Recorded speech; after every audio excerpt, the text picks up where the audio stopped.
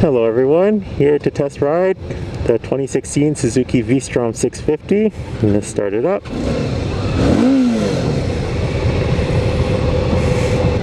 Standard affair as far as bikes go.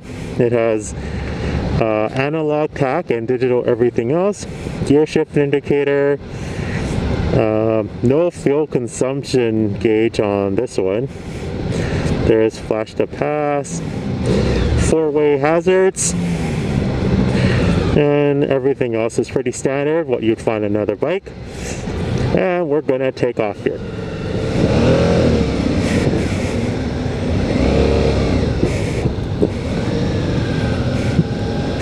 Now this V-Strom makes no apologies that it's a big bike, but it's also a very comfortable bike so far.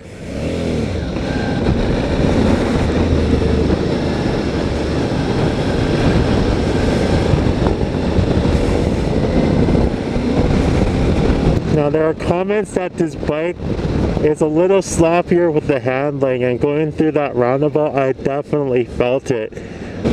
The wheels somehow felt like it was fighting me for some reason, so even though it had lots of grip, I was able to take that turn really tight. It just felt like the wheels, the steering, the suspension wanted to fight me when I was making that counter turn to exit the roundabout. So, oh, actually there is a fuel consumption gauge on this thing. It's just tiny and there's nothing displayed on it right now.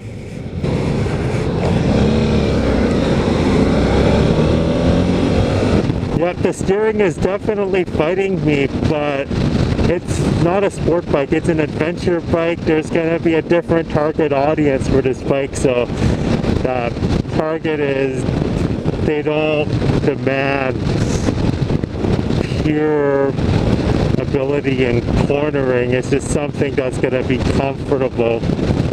So I'm going to review it based on that angle. Let's see how it holds up.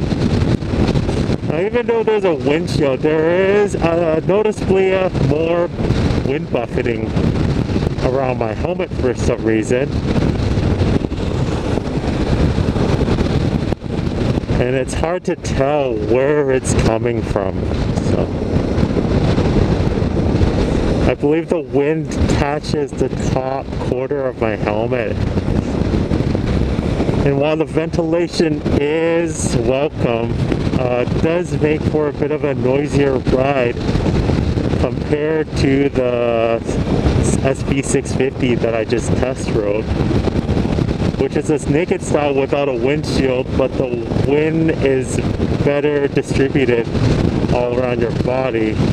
Right now I just feel it on my helmet, so it's a good thing I'm wearing earplugs right now. I am a fan of the analog tachometer.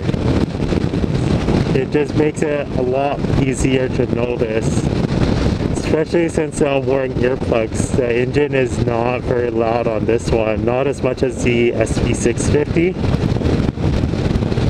So you do rely more on a visual cue to see where the engine is operating at.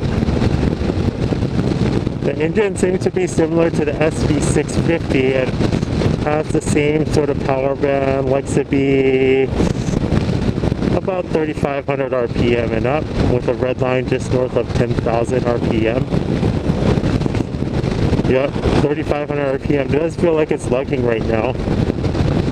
I do this power band test because it is a testament for daily commuters to see how easy it is to ride. The larger the power band, the easier it is, I find, to ride. Yeah, I definitely find the bike likes gradual entries and exits into curves. So as long as you're a smooth rider, this bike won't complain. As soon as you try to play sport bike on it, it will let you know it doesn't like it. it'd be nice to know what this bike is getting fuel consumption wise on this test ride. But if you go to fuely.com, most of the riders appear to be getting about 3.7 liters per 100 kilometers, which, if I can calculate that properly in my head, it's about 65 US miles per gallon. When I say US miles per gallon, I mean it's a US gallon, not a US mile, since a US mile and an imperial mile are the same thing. The more I ride this, the more I attribute that jolt in the suspension when you're entering and exiting a curve to the high center of weight. It is a top-heavy bike. It's a tall bike to begin with, but it's also top-heavy. So it's more of a management of weight than the flaws to the suspension.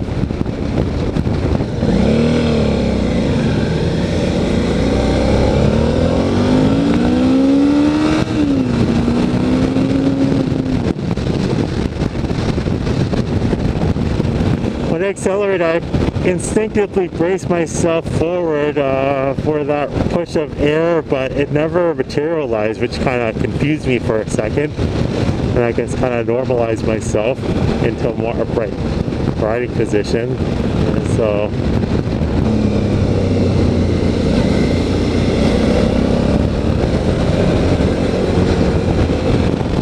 going over that manhole, I thought the suspension would be a little softer, but I kind of felt that. So most dual sport bikes have soft suspension, and while I don't expect the V-Strom to have the same softness, being more of a road bike with some off-roading capabilities, I did expect a little bit softer. It did feel more like a street bike suspension. Maybe some seasoned V-Strom owners can comment below to talk about their experiences of the suspension, whether they're happy with it or they've had to modify it to get a bit better off-roading capabilities. Sorry for cutting this review short, my GoPro ran out of battery. Now, despite some of the minor flaws with the handling and a design that really hasn't changed a whole lot in over a decade, the V-Strom 650 has easily become a front runner in my bike buying decision with its comfortable adventure bike format that is fuel efficient, powerful, and easy to ride. I look forward to trying out its competitors to see which one wins me over. Hope you enjoyed this video, and thank you for watching.